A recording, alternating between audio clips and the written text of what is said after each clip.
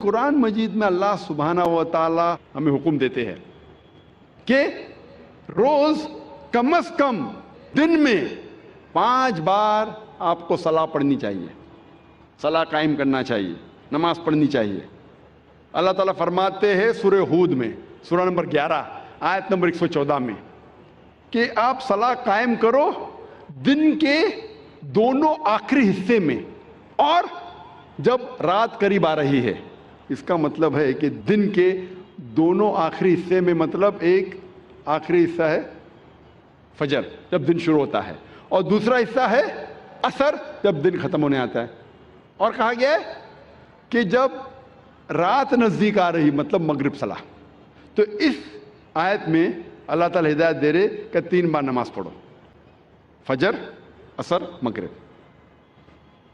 اللہ تعالیٰ فرماتے سورہ اسراء میں سورہ نمبر 17 آیت نمبر 78 میں کہ نماز قائم کرو فجر کی، صبح کی، اور جب سورج اونچائی سے اترنے لگتا ہے اور رات کے حصے میں۔ یہاں اللہ تعالیٰ ہمیں کہہ رہے 3 بار نماز پڑھو، ایک ہے فجر تو پھر سے دہرایا گیا ہے جو سورہ ہود میں بھی کہا گیا تھا، اور سورج جب سب سے اونچے حصے پہ ہے ایٹ دا پینیکل، جب اترنے لگتا ہے یہ وقت ظہر کا، اور رات کے حصے میں یہ عشاء کا۔ تو یہ دونوں آیتوں سے ظاہر ہوتا ہے کہ ہمیں کم از کم نماز 5 بار پڑھنی چاہیے۔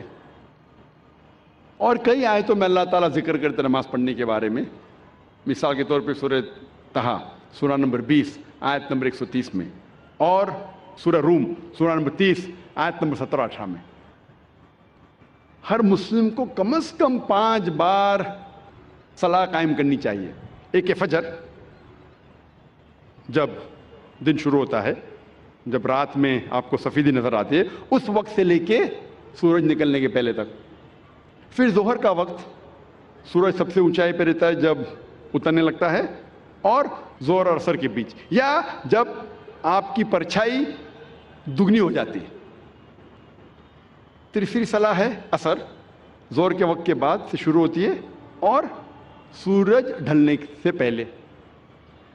چوتھی صلاح ہے مغرب کی، سورج ڈھلنے کے بعد سے شروع ہوتی ہے اور آسمان میں لالے ختم ہونے سے پہلے۔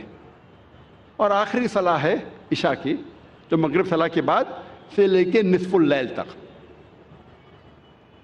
رات کے آدھے حصے۔ یہ 5 وقت کی صلاح ہر مسلمان کے لیے فرض ہے۔